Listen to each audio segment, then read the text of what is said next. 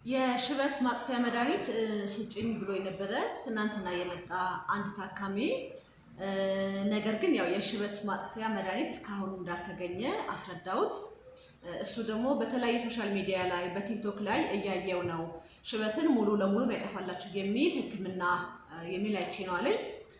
ነገር ግን እስካሁን ባለው ኤቪደንስ ሳይንቲፊካሊ በተገኘው ኤቪደንስ መሰረት ሽበትን ማጥፋት አልተቻለም።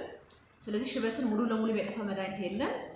ነገር ግን ያው በተለምዶ ቀለምም የቀለም ሻምፖችን ተጠቅመን ሽበቱን ለጊዜው ማስቆም ቀነስ እንችላለን። ተመልሶ ግን ያው ያጸጉር ተመልሶ ስለሚያድግ እንደገና ያው ቀለሙ መደጋገም ያስፈልጋል ማለት ነው።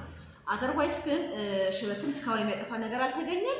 አንዳንዴ ደግሞ እንዲህ አይነት ሚስ ኢንፎርሜሽኖች በሚኖሩበት ጊዜ ጉግል ላይ ወይ ደግሞ አሁን ያው ቻት ጂፒቲም ከረንትሊ ያለ እሱ ላይ ቼክ ማድረግ ይቻላል እና ሁለቱም ላይ ከረንትሊ ዜር ኢዝ ኖ ኪውር ፎር ግሬ ሄር ወይ ደግሞ ለሽበት የሆነ ሕክምና እንደሌለ ያስረዳናል ማለት ነው።